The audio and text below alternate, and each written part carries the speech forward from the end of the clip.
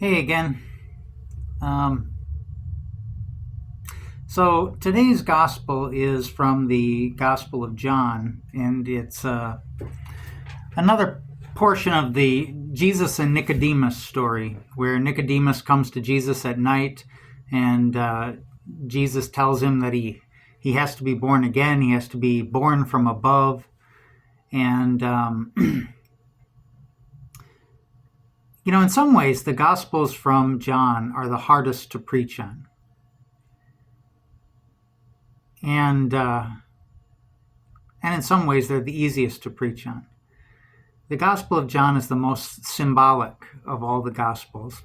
It's the least literal, and yet it's the one that's often taken the most literally.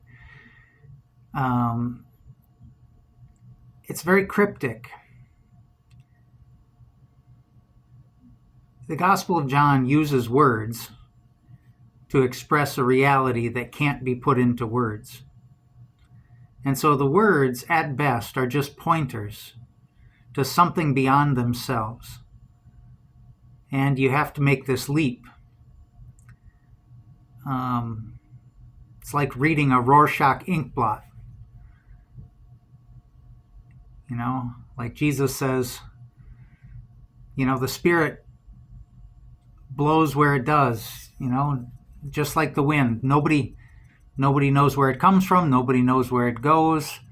And so it is with the Spirit. What does all that mean? For me, looking at the readings today, through the lens of my own life, as we all do,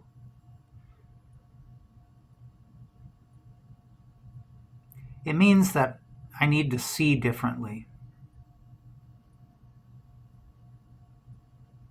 I need to look with new eyes, to see things that have been there all the while, and I've not noticed them.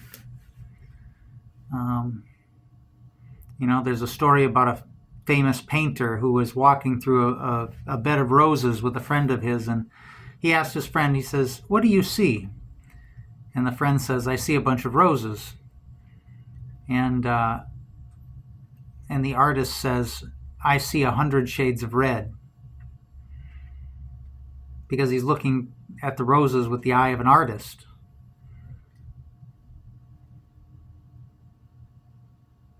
What we see depends on how we look, depends on what we want to see, what we can handle seeing. There is no reality, there's only the perception of it. There's a bunch of data points, but they don't mean anything until we connect the dots, until we make a story with those data points. And we tell ourselves all kinds of stories. About friends, about enemies, about who's with us and who's against us, about love. You look up at the night sky and you see all these stars. But not everyone sees Orion's belt.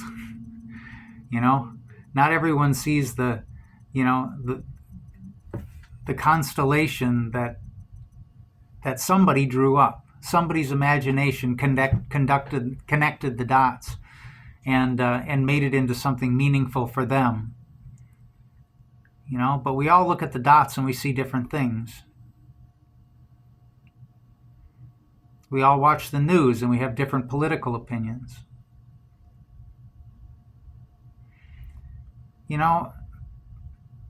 Personally, I think what gets a person out of a funk, what gets them out of grief, it's the heart of cognitive behavioral therapy.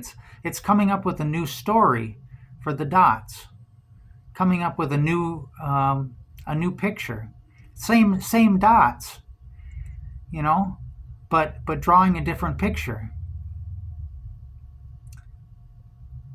And that's what it means to see differently. The word in Greek for repentance is metanoia. And somebody told me one time, and I always liked this definition. They said the literal meaning of metanoia is to think outside your mind. Because so often we're just trapped inside our own minds. We've set the boundaries. And liberation comes from creating a new narrative outside of the boundaries that we've already created. See you tomorrow.